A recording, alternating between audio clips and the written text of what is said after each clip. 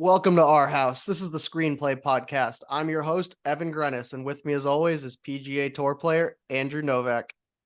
What's up, everyone? Hope you're having a good day. Ready to talk some football. Yeah, we got a lot to talk about this week. Hope everyone enjoyed their Thanksgiving. A lot of good food, a lot of football, ton to get through.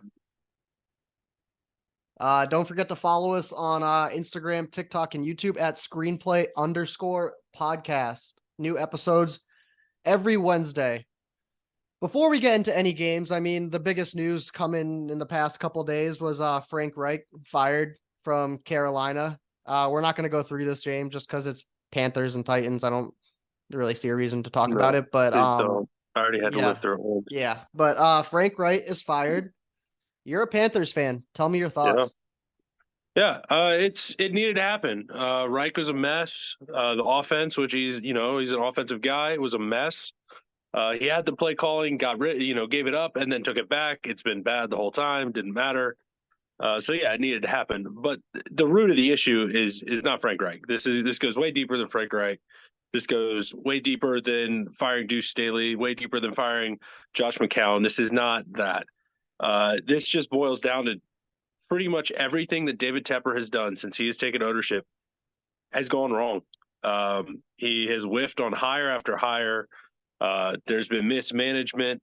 There's been issues outside of just football getting their training center built in South Carolina completely fell through, and that's a whole disaster. He really has not shown an ability to be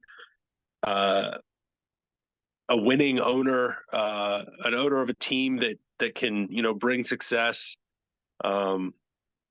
It's been ugly, and I think the next thing that David Tepper might need to do is realize that he's the problem.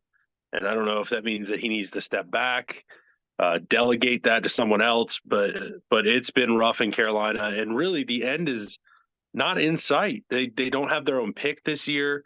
That's been a disaster. Bryce Young, it's tough to say, he's a bust really because he's got nothing around him, but he doesn't have any help, and there's no help coming anytime soon. They do have a bit of cap space next year.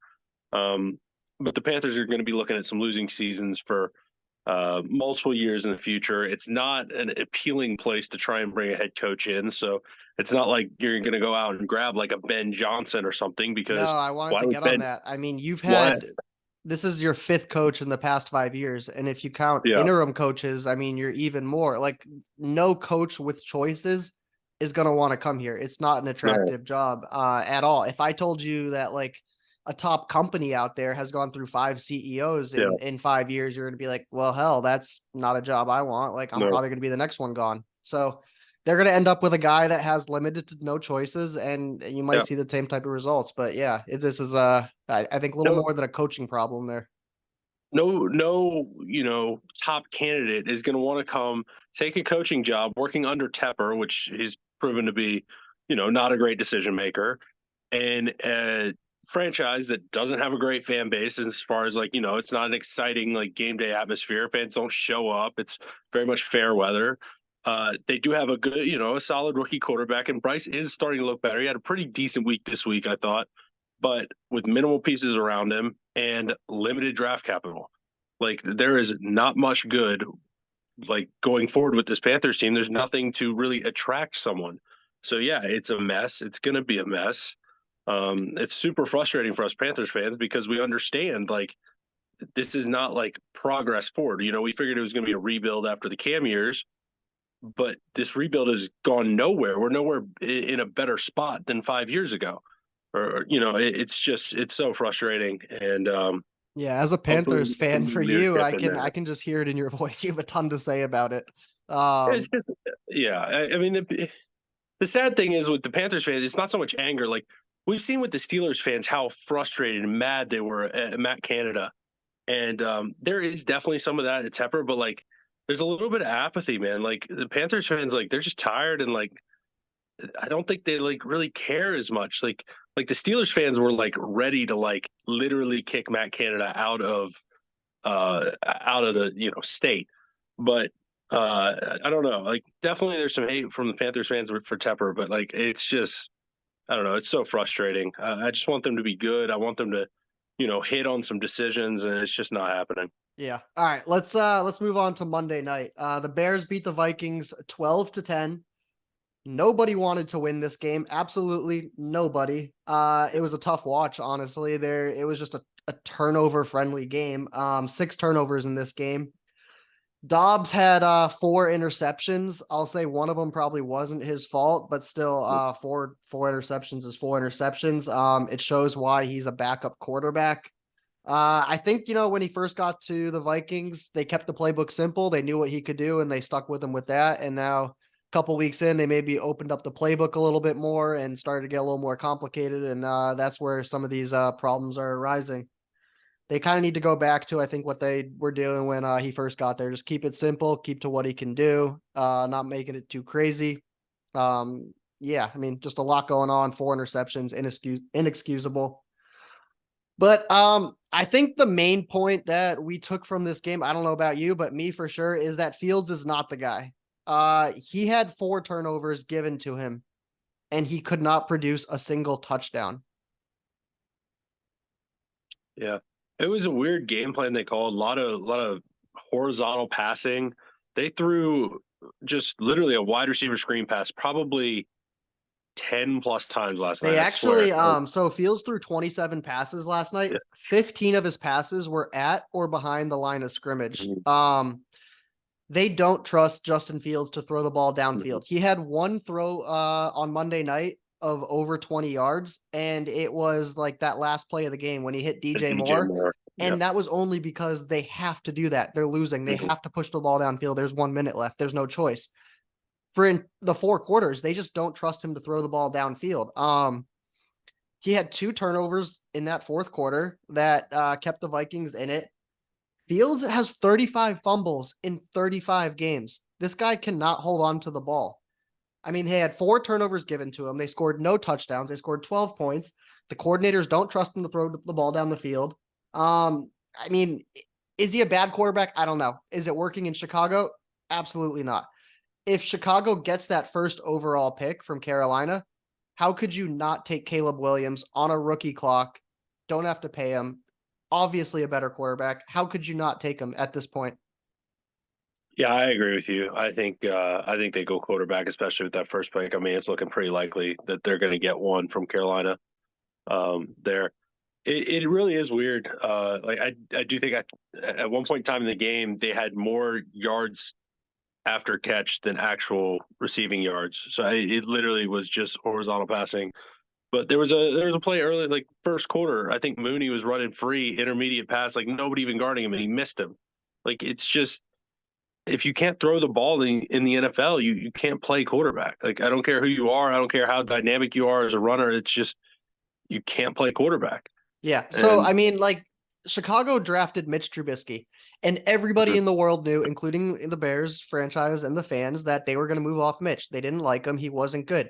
Mitch Trubisky got to 2 playoff appearances with Aaron Rodgers in his division, and they knew they were moving off of him. Why is it so hard for everyone to accept that they're going to move off Fields? I don't get it. I mean, he has, like, it's, it there's a clear answer, and honestly, I think it stems from fantasy football. His rushing appeal in fantasy football makes him. actually. I'm dead serious. It makes No, him an yeah, and appealing I player. haven't thought about that. That's a It, very interesting point. I haven't he heard people he say that, gains but that's true.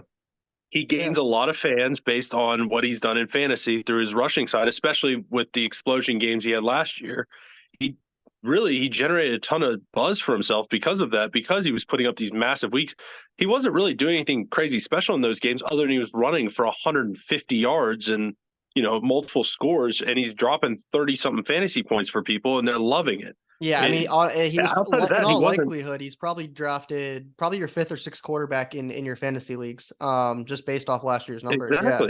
Exactly. There's a ton of hype from that, and he got a ton of fans based on that. But as far as throwing the football and winning games, he has not done that. He has not done that last year. He's not done that this year. It just, I'm not sure it's something that he's capable of doing with this Bears team. No, I don't think so. I think they are very much in that Caleb Williams sweepstakes from Carolina. All right, Sunday night, the Ravens beat the Chargers 20-10. The Chargers just turned the ball over too many times. 4 Mhm. turnovers. They dropped their 3rd straight game. The Ravens score in the last minute to cover that 3.5 spread. Good for me. I took the Ravens, but the Chargers are now 4-7 and effectively out of the playoff race. We've been saying this for 2-3 weeks. Why is Brandon Staley still there? Yeah, a buddy actually put in the group chat yesterday that Staley was fired, I think as a joke. And I like believed it for a good 3 hours. Like I thought it was like a real thing until I was like checking Twitter. I was like, wait, why haven't I seen more about this? I don't know why he's still there. I guess they're just doing the thing where they like let him run with it, but it's already dead. Like why not give Kellen Moore? Like I think Kellen Moore is like a very reasonable option, maybe as your head coach. Why not let him go? I wouldn't be surprised if he gets, some interviews or whatever with the Chargers. Why not let him get 6 games at the end of the year to see how he does as an interim coach? I mean, this I week don't really get it. he should have been fired. They're playing the Patriots this week. They're gonna win. They're probably not gonna fire him after a win. Like if they haven't fired him at this point, they're probably gonna keep him for the season. I don't get it. Yeah. One of the Chargers' main problems is they can't go deep. They can't go over the top. Teams are pressing down low on them. They can't run it effectively, and Herbert is kind of forced to throw a lot of check down passes. Now, Quentin Johnston was benched this game. Their first round pick. This is a funny story. I just want to tell it. So Quentin Johnston was benched. He's their first round pick out of TCU. The dude can't play. He has a couple catches on the year and he can't play for their first round pick. Quentin Johnston was picked 21st overall. The Ravens, with the 22nd pick of the draft, took Zay Flowers. And in the 23rd pick, the Vikings took Jordan Addison. I just find it funny that Zay Flowers, finished this game off against the Chargers with that touchdown. When, the Chargers could have had somebody like him. It's funny to watch. Zay did not need to score that either. He could have just gone down too once he got the first down. Well, I was thinking about that. He turned it into a 2-score game, so it was like, okay, that's fine. Yeah. But yeah, I just find it funny that this guy who was picked after Quentin Johnston finished them off, and it's just like rubbing it in their face. Yeah, for sure. I mean, the Chargers have the same number of wins as the Giants with Danny DeVito. Think about that. You're just like, wait, thinking about the Chargers are a mess. Like the problem with the Chargers, like you said, they can't go deep. Like you literally have a quarterback with a howitzer, and like your best wide receiver runs like a 4.7. Your next best receiving threat is your running back who runs like a 4.9. You don't have literally no tight ends. Like their tight end situation has been brutal all year. Like all of their tight ends have played terribly. You drafted a first round wide receiver that can't catch and can't even get on the field when you don't even have any functional wide receivers. Like Jalen Guyton is like, they're like looking at him like hopefully he can like be healthy and maybe like save it. Like that should not be a situation you're in. Yeah. Like obviously the Mike Williams injury like hurt them, but it's like that wide receiver core is just a complete disaster. Yeah, I have Keenan Allen on my fantasy team, and he's getting peppered with like 15, 16 targets a game, and I love it. But the Chargers suck. Nothing else. They can't do anything else. There's nobody else to throw to. It's so bad. All right. This was the game of the week, maybe one of the games of the year. Really awesome game. Couldn't stop watching it. Eagles beat the Bills 37-34 in OT. The Bills led at half 17-7. They were looking good, but Philly comes back in the second half, which they've done a lot this season. Jake Elliott makes a long field goal from 59 yards in the rain. I was thinking like, there's no way he makes this, and just puts it right through in some terrible weather. In OT, the Bills score a field goal on their drive, and then the Eagles come back and score a touchdown on their drive to win the game. Allen is now 0-6 in overtime in his career. He's asked to do too much. He's asked to do way too much. 0-6 in your overtime career with Josh Allen is like, it's unacceptable. It can't happen. It can't happen. He's just asked to do way too much. He's asked to be Superman, and he can't perform like that in every single scenario, every single drive. What do you think? Yeah. I saw an amazing tweet today from a guy that works with the tour. He's a big Bills fan. It's kind of, it's a golf tweet, but basically he said the Bills are 4 off the cut line with 5 holes to go and have missed 10 putts inside 8 feet. Like that's how this year feels for them. Like the amount of opportunities blown, and they're just back against the wall now. Yeah, I agree. Josh Allen, is probably being asked to do too much, but he also is like Superman. Like he can do this for them. That's why he's their quarterback. It's been good to see him not turn it over as much last few weeks, and like that's definitely shown with their point output. But like I don't know. I don't know why he needs to be Superman. That like they have pieces around him. The defense, was getting diced up pretty good this week, and there's we've talked about the injuries they have, but like he does have Stephon Diggs. Gabe Davis actually was catching the ball this week.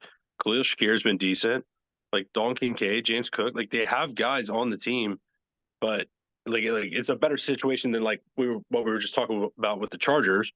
But they just like find ways to lose games. I don't know, like really where the disconnect is in like putting the points on the board and like maintaining more points than the other team, like just simply winning games. I mean, do But you they have think not done that at all. their Super Bowl window here is closed? I mean, I want to read this Yes. to you. Like Josh Yes. Yeah. Allen, his cap hit this year is 18 million. It goes up to 47 47 million next year. I feel like this Super Bowl window is absolutely closed. They got to change up what they're Mhm. doing.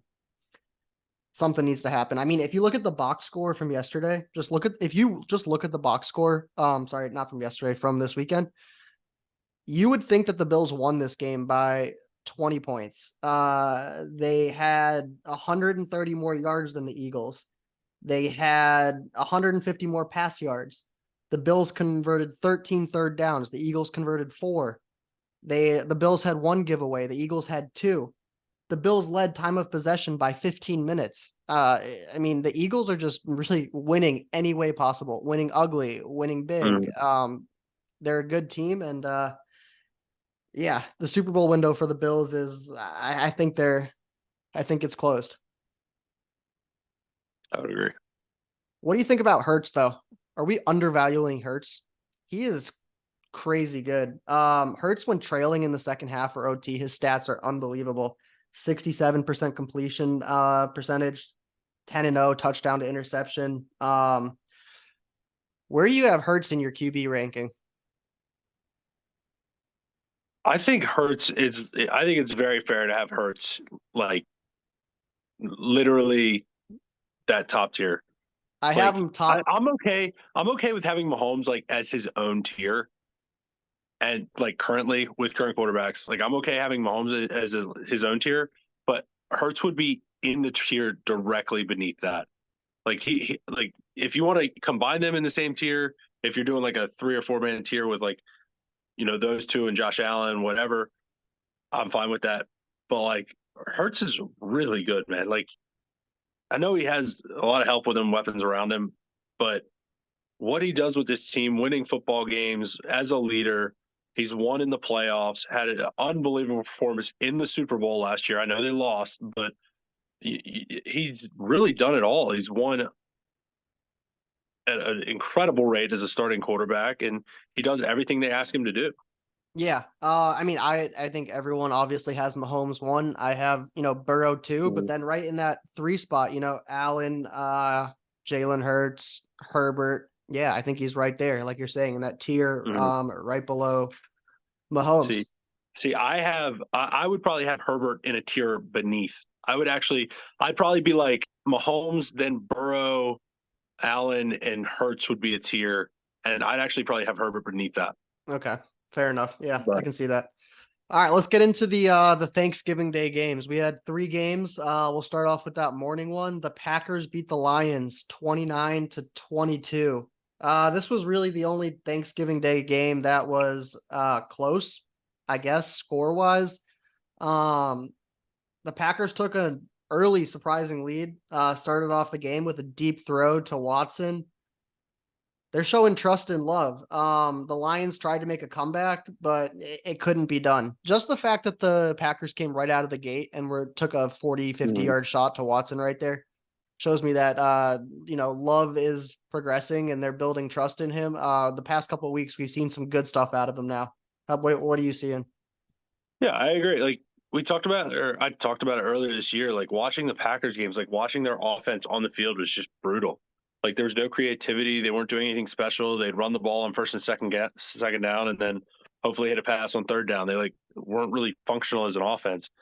They're, starting to change that. I think Christian Watson, like, hopefully is kind of what's helping that. Like, it gives them the deep threat. Jaden Reed's been playing great football. And we talked about last week, like, Jordan Love had a good game, but we were kind of like, well, was it just because he was playing the Chargers, or was it for real? Like, we need to see more. He did that this week. He kept it going. Two great performances in a row for him. Like, the Lions are a legit defense. Like, they've been pretty good this year, and yeah, he put up a great performance on the road on Thanksgiving, like in front of a national audience. That was huge for him. Like, that's the kind of performance that really can give him a ton of confidence going forward. So Yeah, I'll last be 2 weeks, interested to see. He's got five touchdowns, no interceptions. so the Packers actually have a super doable schedule. They have the Chiefs this week, but then finishing up, they have the Giants, Buccaneers, Panthers, Vikings, and Bears. None of those secondaries are particularly good. So he could be putting up some numbers like coming down the stretch. If he, gets a little bit of confidence going, we really could see a pretty good stretch of football for Jordan Love. Yeah, I mean, last year with the Packers, Rodgers went 8-9, and currently the Packers are 5-6. I mean, in all likelihood, Mhm. they're going to move on to Jordan Love and finish just like they did with Rodgers, 8-9, 9-8, Mhm. somewhere in that stratosphere. A little bit Yeah. concerning though for the I, Lions losing at home. What do you think about that? They haven't won a Thanksgiving Day game, I believe, in 7 years. I don't know if yeah. just tough for the Uh, Lions. I don't know. I think it's a very Lions thing to do, having a great season and then just like throw up a stinker against the Packers. They've always kind of had issues like beating the Packers, but I don't think like long term I'm super worried about the Lions. They were still like functional on offense. They just got off to a super slow start in this game. Uh, I don't think that'll carry over. Like, they've got a longer week since that was a Thursday game to prep and go forward. I think Dan Campbell's a good coach and he's going to get that squared away. But yeah, I mean, you get in the playoffs, something like that, you just can't start slow against good teams. Yeah. Cowboys in the second game absolutely blow out the Commanders. It was close for a little while, but in that fourth quarter, Dallas blew the doors open, 25 points, highlighted by Devon Bland with his fifth pick six of the year, NFL record. I mean, this dude is playing great football. Comes in for Trayvon Diggs and is just absolutely lighting it up. Has 7 interceptions on the year. 5 of them have been returned back for a pick six. Pretty crazy stuff to set the NFL record 11 games into his season. Yeah, so can we officially call Trayvon Diggs a system cornerback? Is that I fair? I haven't heard that, but we can start that. System Yeah, quarterback Trayvon Diggs. exactly. No, he's unbelievable. I mean, we know Sam Howell's been a little bit turnover happy this year. So I knew it was a possibility, but yeah, for him to go out and do that, really seal the game, put the icing on the game, was impressive. Really like a full team effort from Dallas this week. Defense, offense was cooking. Impressive game from them. They've really looked good this last like month or so. They love beating up on some teams. And spoiler, that might be continuing again this week. Yeah. I mean, do you think Dallas is for real this year? We see this every year, but they are really good. They're in the NFC. They Yeah. got some tough teams to get through to get to a Super Bowl. Do you Yeah, think I'm they like can on at the fence. least make the NFC Championship this year? Like, I think Dallas is for real. I think they are a good team, but I also think they're going to completely blow up in the playoffs and like do something bad. Like, I do think they're a good team, but I also don't trust them to like It's like not mess it up. if they got to an NFC Championship game and played well in it and lost, like we wouldn't be surprised. But at the same time, like if they lost a first round playoff game, like you wouldn't be surprised either. No, It's funny. yeah, exactly. Um, yeah, and I mean Dallas has played some really easy teams this year. They're 8 and Hmm. 3. They've played the easiest schedule in the NFL, but they got some tough matchups coming up. They got Seahawks at home this week. Hmm. Then they got Eagles, Bills, Dolphins, Lions in a row, and then finish with Commanders. So we are going to see them play some stiffer competition here coming up. We'll see how real they really are instead of being 10 to 15 point favorites at home, blowing teams out. Yeah. Uh, The night game, 49ers beat the Seahawks 31-13. This wasn't ever really a game. It was 24-3 at halftime.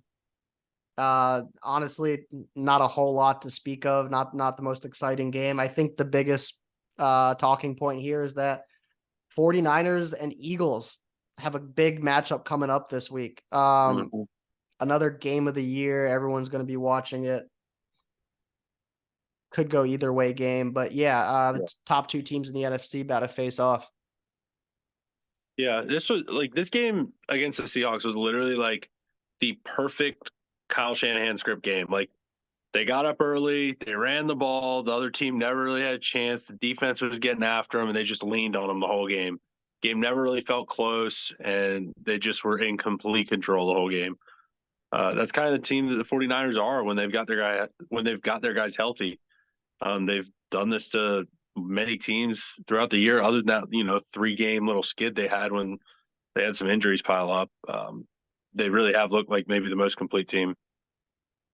Yeah.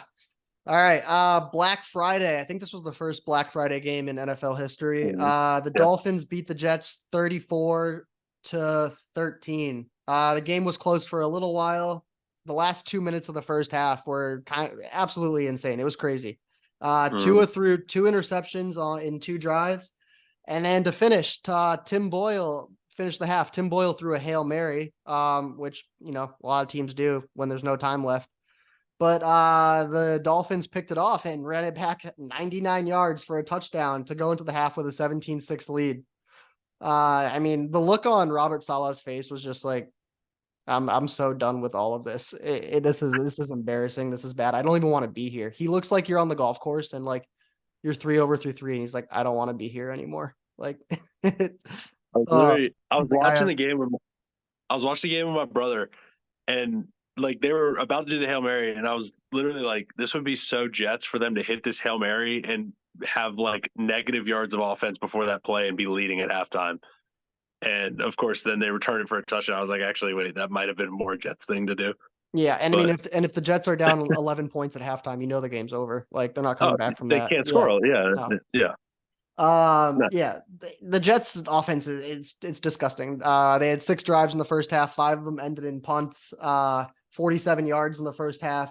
Tim Boyle is trash. We talked about that last week. He's not an NFL quarterback. 179 yards, a touchdown, 2 interceptions. He always has more interceptions than touchdowns. It's just what he does. He's not a real NFL quarterback. I want to talk about one player on the Jets specifically, Allen Lazard. Healthy scratch, did not play, did not go. He was specifically brought here to please Aaron Rodgers. He has a 4-year, $44 million deal and did not play. He hasn't made more than 3 catches in any game. It's the same with Nat Hackett. He's a terrible offensive coordinator. He was brought here to please Aaron Rodgers. There's just too many other missing pieces on this team. Money spent in wrong places because Aaron Rodgers had to be brought in. It's just, there's holes everywhere on this team, and it's not good. Yeah, Aaron, he's a good quarterback, but he is not a good GM. No, he's done terrible things for this franchise so far. He's got an affinity of players that aren't very good, and he's got to bring them around with him everywhere. And yeah, I don't understand it, but the Jets really wanted him, and so I understand why they kind of had some concessions to getting him to go to New York. But no, it's in Jersey. Yeah. Well, right. Yes, but it's, I don't know. They're stuck on some bad contracts because of that. And that's the price you pay. Yep. Okay, the Steelers beat the Bengals 16-10. Steelers 420 yards. First game without Matt Canada.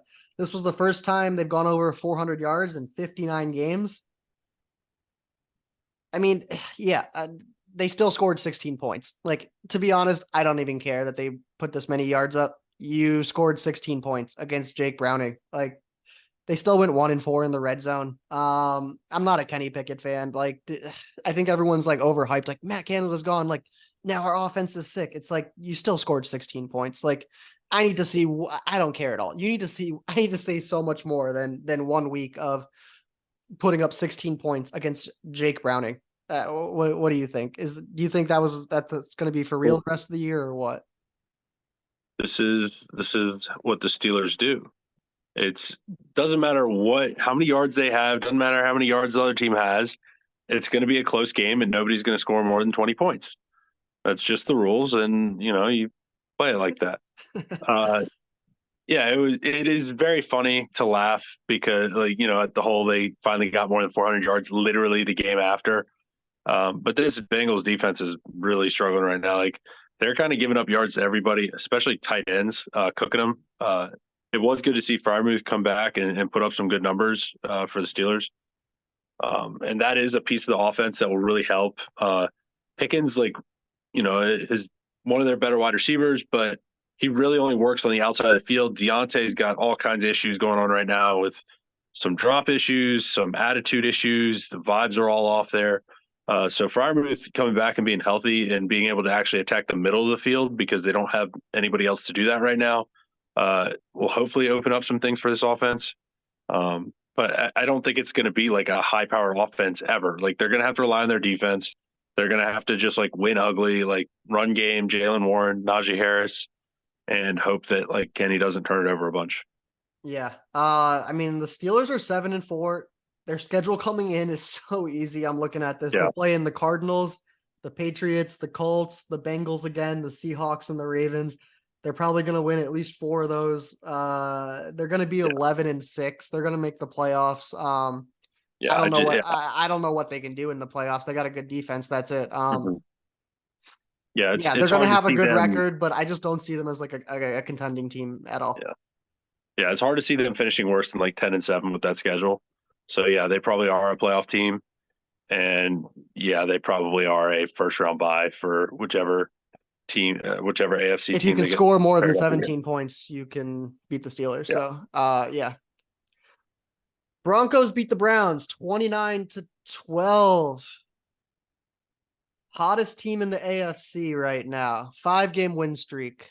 I put money on the Broncos a week ago to win the Super Bowl, and it's looking that much better. You still don't like it, but no, they are. I'm not a Broncos believer. They just beat not only DTR, but a DTR that got hurt and then got replaced with PJ Walker. Yeah, the game was close. It was 14-12 in the third quarter, but the beginning of the fourth quarter, the Browns fumble it on a reverse, and the Browns the Broncos pull ahead with a classic Russ play, running around and then throwing a corner pass, and then DTR has a fumble on the next drive, and the game ends with a safety. Just to sum it up even more, 29-12. Denver, hottest team in the AFC. Sean Payton's shot at Nat Hackett to start the year. That comment that he made to the media, starting to look like an okay comment now. I mean, he's got this team working. In the 5-game win streak that they have, they've given up only 80 points. That's 16 points a game. That defense has significantly turned around since giving up 70 points to the Dolphins. Their defense is actually, playing really well now. 4 of their 5 wins in this win streak have come against teams with winning records. They're not just beating tomato cans. They're beating good teams. They have a run-first offense. They have solid defense now, and they ask Russ to make plays when he has to, not all the time. I'm a big believer in this Broncos team making this playoff, staying hot, and doing something. Yeah, I do think that Russ is looking better. Watching him, he's not putting up like huge numbers or anything, but like watching him during the games, he's making good plays. He was really using his feet well when I was watching this week, and that opens up things for that offense. But no, I'm still not a believer. Okay, so I mean, you don't think this has silenced all the haters? I will say this week is their prove it game for me. They play the Texans this week, and that game will kind of make or break where I stand on the Broncos because the Texans offense is coming in hot, and I like to see what this Broncos defense can do against a team like that. This is a big game. Whoever wins this game has got that upper hand on a playoff spot. Yes, both teams are 6-5, I believe. Yes, they are both. Yeah. So yeah, it's a big difference between 7-5 and 6-6. So that'll be a huge game this week. But that game right there will be a big prove-it game to me for the Broncos, much more so than playing Browns team with no quarterback this What week. about the Browns though? I mean, they have a decent record right now. Are they still a playoff team with what they have? I was looking at the teams in the AFC. I mean, there's not a lot of whole great teams behind them that can catch them, but their team's I would looking weak right now. say I'm looking at the rest of their schedule, I and have it yeah, here too, they could and be. I think you're gonna see like it could come down to literally like Browns Steelers, like whoever can win more games because the Browns have Rams, Jaguars, Bears, Texans, Jets, and Bengals. Bengals aren't gonna have Burrow. Jets are a joke, but then Texans and Jaguars are tough games. So then it comes down to like Bears and Rams. If they win one of those games, they're 10-7. They win both, 11-6, and that's kind of right where the Steelers are at. So yeah, I see them going 3-3 here and finishing 10 and yeah, 7. So even with how beat up and bad they look, I think they're gonna sneak in. I just don't see enough good teams behind them that are gonna come catch them. Yeah. All right. The Chiefs beat the Raiders 31-17. This is what I wanted to see out of the Chiefs. I wanted to see them fall behind in a game and see what would happen. They were down 14-0 to the Raiders, and they were able to pull off the old Chiefs type of victory where they just score a lot of points quickly and come back and make you forget that they were even down at all. Rashee Rice, probably the biggest game of his career so far. 8 catches, 107 yards, and a touchdown. He's starting to come alive as one of Mahomes' top receivers there. yeah, yeah. He's they don't have a whole lot in that wide receiver core, and there's been a ton talked about all the drops and issues they've had, and he's really starting to step up, and make some plays. So they have somebody other than Kelsey to throw to. That's I think we talked about it a couple of weeks ago. That's pretty much a requirement that I need to see from the Chiefs before I'm going to kind of believe that they can go get it done again. And if he's going to be playing like this, I do think that Chiefs Super Bowl is very much looking much more possible. Well, speaking about like the Super Bowl run for the Chiefs, their path to the Super Bowl is, I mean, there's no easy path, but it's as easy as it gets. Like Burrow's out, okay? Mm-hmm. Josh Allen is likely to not make the playoffs this year. Lamar has almost never been healthy in January. We'll see if he stays healthy. Herbert is going to miss the playoffs. Like they might get the 1 seed and just absolutely walk their way to the Super Bowl. Yeah, biggest threat in the AFC, I guess, right now is the Ravens. So yeah, especially like the Chiefs have such a home field advantage too. If they do get that 1 seed, like get the bye, and everybody has to come to Arrowhead, that's just such a problem, especially come playoff time. Yeah, their only Yeah, real threat that I see is the Ravens, and they've always struggled to stay Jaguars healthy as maybe. soon. Yeah. That's I don't know.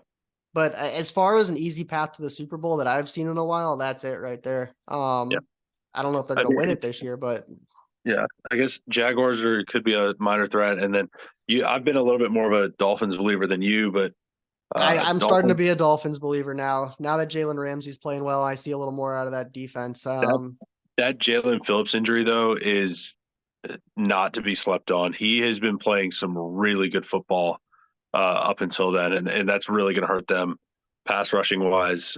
He's been creating like causing all kinds of havoc for them. So that was super unfortunate to see another MetLife injury, season-ending injury. So hopefully NFL steps in and gets something taken care of with that turf field, but. I hate seeing that because he was really playing some good football. So the Dolphins will need to kind of get that production replaced. Yeah. All right. Last one we're going to talk about here. The toilet bowl. Giants beat the Patriots 10-7. Max Jones was benched again. I think it was for the 3rd time this year after 89 yards and 2 interceptions in the first half. It's so ugly. It's so terrible. Zappy came in, went 9 for 14, 54 yards and an interception. Wasn't any better. Wow. The Pats are really honestly going to get the 2nd or 3rd pick in the draft.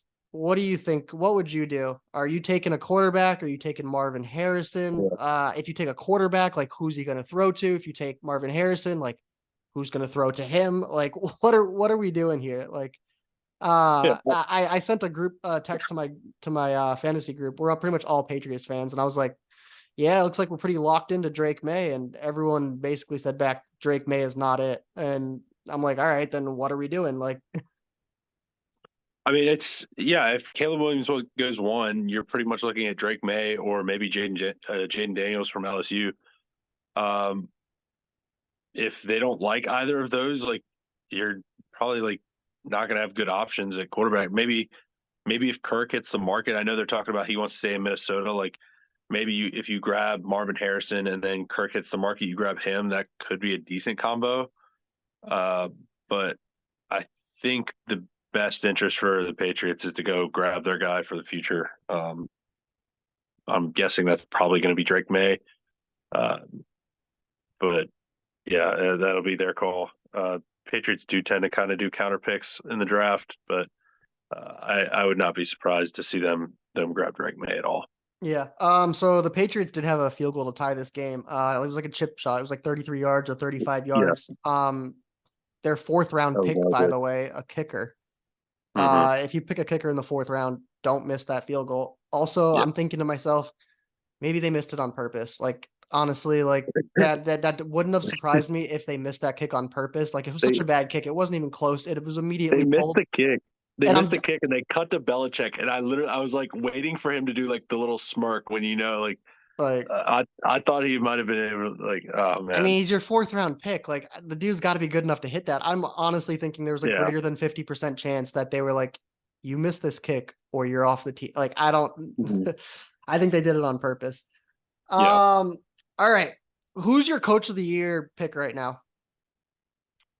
Um, Prior to that game, I on think prior to that game with the Vikings this week, I honestly thought Kevin O'Connell was for my vote like coach of the year, but losing I would to have the said Bears. probably Dan Campbell, but they took an L this week.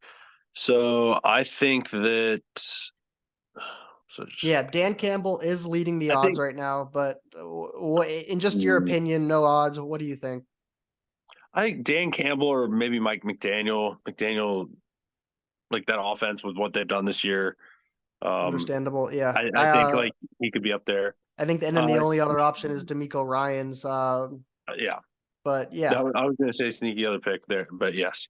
yeah, If they continue winning, or like if they snuck up, I know that they just lost to the Jags this week, so it'd be kind of tough. But if they snuck up and did like steal that division at the end there, I could see it going there. But um, yeah, all right. Let's get into also our Dan Campbell. yeah.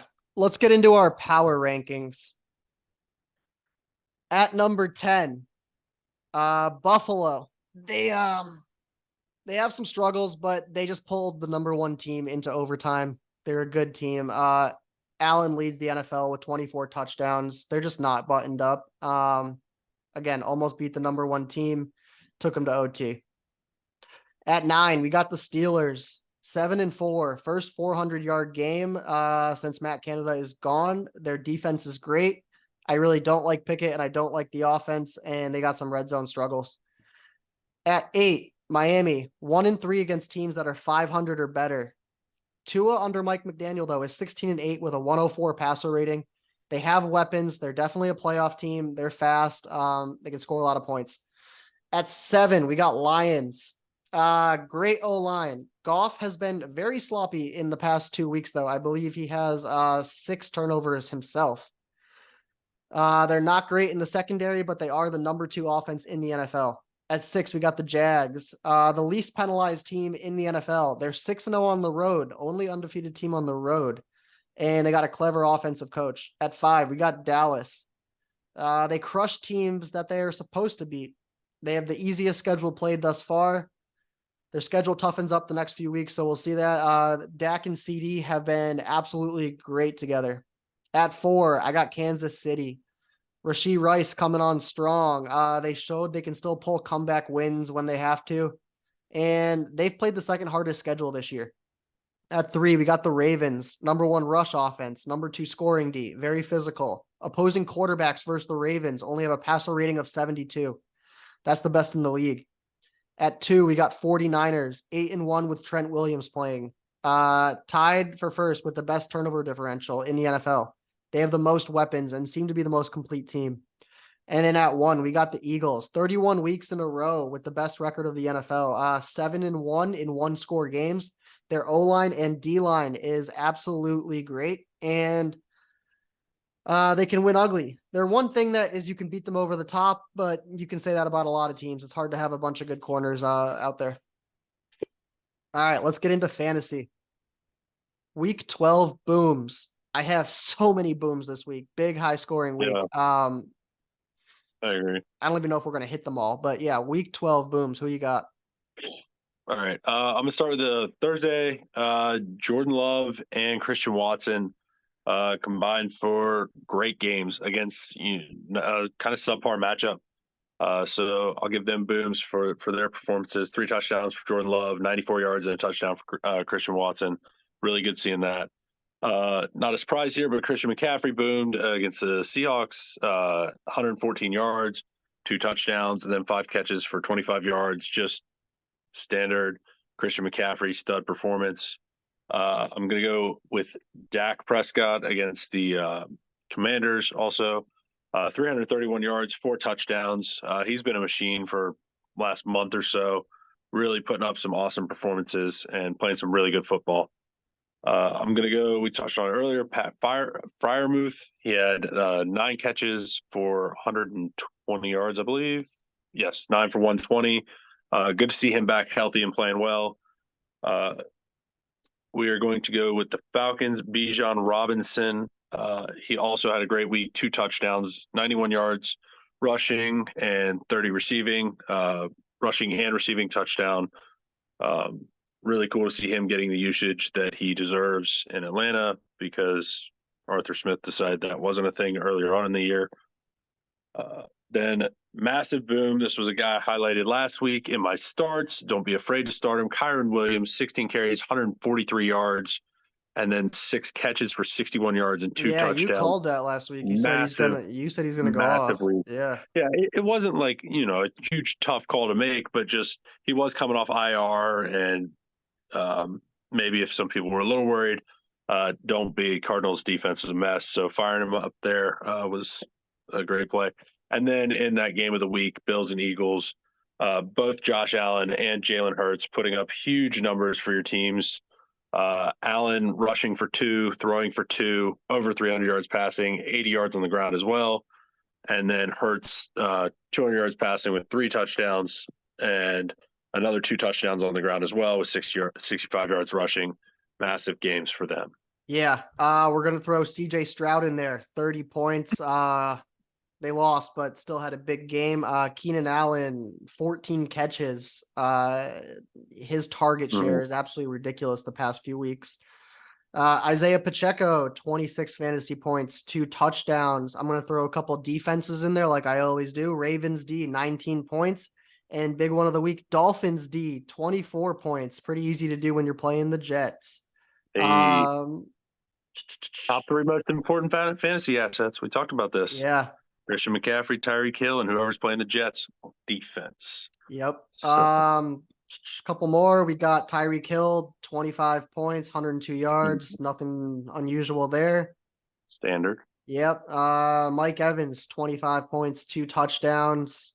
And yeah, Rashee Rice, 25 points, 107 yards, and a touchdown. So many booms this week. I don't even think we hit them all, but a lot of booms. Yep. Let's move over to the week 12 busts. Who busted? I'm going to start with Dameon Pierce. Coming back off an injury, it was a tough matchup, but he only got 5 carries for the whole game, 14 yards, and he caught 1 ball for 4 yards. That is a poor performance. He got pretty comfortably outpaced by Singletary. They had similar amount of rushing volume, but Singletary had 6 catches for 54 yards. Definitely had a much better day, so that could be a little bit concerning for Dameon Pierce going forward. I will go with Saquon Barkley in that hideous game. The Patriots completely took him away from the Giants game plan. He only had 12 carries for 46 yards, and he only had 1 catch for 6 yards. Really uncharacteristic, poor week for Saquon. Cooper Kupp is potentially broken right now. I know He was playing on an ankle injury. It was iffy for him to go. He decided to go. There was a play early in the game where he kind of like maybe retweaked it. But he only had 5 targets, 3 catches for 18 yards. That's just not a Cooper Kupp stat line that we are used to seeing. Yeah, he hasn't Um, had over 7 points since week 6. It's been a yeah, while. he's definitely playing hurt, but man, it's been rough. Like if you have him, it's like so hard to put him on the bench. But uh, with him playing hurt right now, it's a bit of a mess. In that same game, I'm also going to give James Conner. He only had 6 carries for the whole game. That was less than half the team's carries, which is a little bit shocking. 6 carries for 27 yards, so not a terrible average there, but just a severe lack of volume. He did have 4 catches, so that kind of like semi-saved it, but still super rough week for him. Then I'm going to go to a guy that I thought had an insane matchup and was for sure going to have a decent week. Gus Edwards only had 8 carries for 26 yards against the Chargers. The Chargers' run defense has been a mess, so I thought he'd be able to eat, but Keaton Mitchell got the most carries for the running backs, which wasn't super surprising. But Edwards, since Edwards didn't get in the end zone and Justice Hill also got 5 carries, he definitely had an underwhelming week. And then lastly, a guy that people have been working for the streaming quarterbacks, Josh Dobbs, terrible week, 4 picks. He only had 2 carries for 11 yards. I think he had a rushing touchdown 5 weeks in a row leading up to this. So super disappointing week for him as far as fantasy. Yeah, I'm gonna throw Amari Cooper in there. 3.6 points. He got injured. Just a tough game all around for the Browns. Jonnu Smith on the Falcons. 0 points. Did not even get a target. He's actually done fairly well this year in the tight end section. So yeah, not a target out of him. Going back to the defenses, love throwing them in here. Chiefs D, 1 point. They're a good defense, kind of shocking. And then Lions defense actually lost 2 points, -1 on the week. Yep. Adam Thielen, who's been hot all year on the sucky Carolina Panthers, 1 catch, 1.2 points. George Kittle, 4.9 points. He had 3 catches, but just no yardage out of it. And then Dalton Schultz, 1 catch. Not much there. Last one, Kareem Hunt, 2.2 points, 22 yards. He's big on the touchdowns, did not get any. Didn't really get any yards either. All right, we're going to keep it rolling. We're still in fantasy. Moving over to week 13, stardom. Who do you have for week 13 stardom? Huge smash spot right here. Josh Downs. He's playing the Tennessee Titans. He had 13 targets last week. He only had 5 for 43. Love Josh Downs this week. Yeah. Najee Harris, Jalen Warren playing the Arizona Cardinals. Cardinals run D's a mess. They just got cooked this past week. I think both guys are super startable, great options. I'm going to go Sam Howell. He just had a rough week against the Cowboys, but he did throw for 300 yards. He's playing the Dolphins this week. It's going to be a shootout. I think guys from both sides of the field are great starts there in that game, Dolphins and Commanders. And then lastly, another smash spot for the week. Evan Ingram is playing the Bengals. Bengals are horrible against tight ends. I think Ingram has a huge week. He's coming off kind of a stinker, so definitely get him in the lineup because he will bounce back. Yeah. I got Rashee Rice versus Green Bay. Had a great week last week. I expect him to keep that going. Rachaad White is going to absolutely run all over the Carolina Panthers this week. Same with Singletary versus Denver. If Denver has a weak spot, it's against that run. Singletary's last 3 weeks, he's gone 23, 19, 13. I think he, puts up some good numbers this week. And then this is a big sleeper spot. If you're looking for some defense, the Colts D, they're available in, I think, 88% of leagues right now. They've scored 10 plus points in their last 3 starts, and they're playing Tennessee this week. They're probably available in your league. I see your eyes looking right now. You're like, I'm actually like super on this. The Colts' upcoming schedule is insane, by the way. They play the Titans this week. Then they have Jake Browning in the Bengals. Then they have Kenny Pickett in the Steelers. Then they have Desmond Ridder in the Falcons. Then Aiden O'Connell in the Raiders as their final stretch. Yeah, get the Colts D if you can now. The Colts D is unbelievable for streaming. I actually got outbid on them in my main league this week. I thought I was going to be running them for the rest of the season. Yeah. All right, week 13, sit 'em. Who you got? Sit 'em. I've got James Conner coming off a stinker where he did not get much volume at all. I do not want I do not like James Conner this week against the Steelers. Then also Chuba Hubbard is playing the Broncos, or sorry, not the Broncos. He's playing the Buccaneers. Chuba had a pretty good week this week for the Panthers, but this Buccaneers run defense is really solid. If Chuba's going to have a good week, it's probably going to have to come off of passing volume, and it's just not a great spot for him. For streaming quarterbacks, Geno Smith has been a decent streaming option this year. He is playing the Cowboys this week. I know it's a good game script for him, but I'm very concerned that he might get a little turnover happy against this Cowboys team. He takes a lot of sacks, and this Cowboys defense is known for jumping some balls. So I'd be a little bit concerned to start Geno this week. And then lastly, I am going to go Joe Mixon against the Jaguars. Jaguars run defense is super solid. Mixon is in a pretty bad offense now that Jake Browning's quarterback. He did not have a great week this past week, and I don't think this is a great spot for him this week either. I agree. Drake London versus the Jets.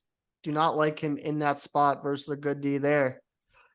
DK Metcalf versus Dallas. Is going to be hard to sit, but I just don't see him really getting much production against those cornerbacks. All right, Jordan Love, number 9 quarterback right now. He's had some really good weeks, some big weeks. He's playing Kansas City this week. Think you got to keep him on the bench. I see some turnovers. I don't see a whole lot of good stuff coming from Jordan Love this week. Same thing. Got to stay on that Green Bay train. Jaden Reed, you talked about this earlier. He's been playing well. His last 3 weeks, he's gone 19, 19, 15. Don't like him this week against Kansas City. He might be back in there, following week, but not this week. Cooper Kupp versus Cleveland, playing a strong D, hasn't done anything since week 6. It's probably going to continue. I mean, we haven't seen anything out of him. And then last one is Kenneth Walker. He got hurt last game. He is questionable this week. If he is playing, he may be playing injured against Dallas D. I'm not sure what he's going to be able to produce there. Keep him on the bench. All right, let's get into the gambling. Going to take us through the lines this week. On Thursday night, we got Seahawks at the Cowboys. Cowboys are favored by 9. On Sunday in the 1 p.m. window, we got Broncos at Texans. Texans favored by 3.5. Chargers at Patriots. Patriots are getting 6. Lions at Saints. Saints are getting 4. Falcons at Jets. Jets are getting 2.5. Cards at Steelers. Steelers are 5.5 point favorite. Colts at Titans. Titans are getting a point. Dolphins at Commanders. Commanders plus 9.5. 4 p.m. window. Panthers at Bucks. Bucks are favored by 5.5. 49ers at Eagles. Game of the week. Eagles are getting 3. Browns at Rams. Rams are 3.5 point favorite. Late night game. Chiefs at Packers. Packers are getting 6.5. And then on Monday night, we got Bengals at Jags. Jags are favored by 8.5.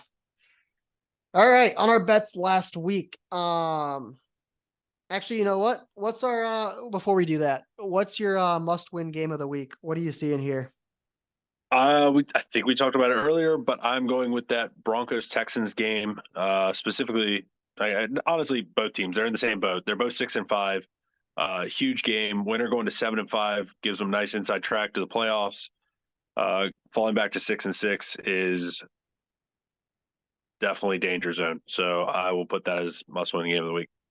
All right, I'm gonna go with the Colts. They're in the hunt on that playoff picture. They're at Tennessee. Tennessee's not great. If the Colts want to stay in that playoff picture, I think they gotta get a win here. I'm taking the Colts must-win game of the week. Perfect. All right, let's go into our bets from last week. Andrew went 1-2. You took the Browns plus 2.5, miss. Commanders plus 11, miss. Steelers -1, hit. That leaves Andrew at 14-13 on the year. Still a positive record. I went 2-1. That's 5 winning weeks in a row. I'm pretty stoked about that. Panthers, don't know why I took them. That was stupid. Plus 3.5, missed. I told you not to do that. So that counts as 2-2 week for me. Dolphins -10, hit. And Ravens -3.5, hit. I'm 25-15 on the year. Absolutely crushing it. I'm going to keep it going. Definitely going to keep it going. I love my bets this week. Absolutely love them. I put my biggest money on them for the year. I'm super confident in what I got going this week. What do you have? You want to go first then? If you're Yeah, sure. all I'll go first. I'm confident. All okay. right. Start this off. I got Broncos plus 3.5 at the Texans. I don't get this line. I don't get it. I don't get it at all. 3.5 does not make sense to me. You're such a Broncos fan now, man. I have Eagles plus 3. I don't get this line either. Why are the Eagles getting 3 points at home? They are the best team in the NFL. It just does not add up to me. And then the last one I'm going with, like I said, must win game. I'm taking Colts -1 at Tennessee. Sweet. All right. Just like you, I will also be taking the Eagles +3. I'm not really sure why Jalen Hurts at home is ever getting points. So yeah, I will definitely take 3. Thank you very much, even though it is against a good team. Then I will take the Atlanta Falcons -2.5. I feel gross betting this, but the Jets are terrible, and I don't think that Atlanta's going to put up like a ton of points, but like I don't think the Jets are going to put up any. So I will take Atlanta -2.5. And lastly, I will take the Steelers. They came through for me last week, -5.5. They're at home playing against the Cardinals. Cardinals looked pretty bad last week. Really got whipped up on by not a great Rams team. So I think the Steelers will be able to cover that 5.5 point spread. All right, I like it. Yeah, lock them in. That concludes our podcast for the week. So much good stuff we just talked about this week. It's probably only going to continue. Appreciate you guys listening. Follow us on Instagram, YouTube, and TikTok at screenplay_podcast. Leave comments, leave notes, DM us. Let us know what you think. Any words, Andrew? No, that was another good episode. Y'all let us know if, you want to ask us any questions. We'll put them in the show, whatever. But y'all have another good week. All right. Appreciate it.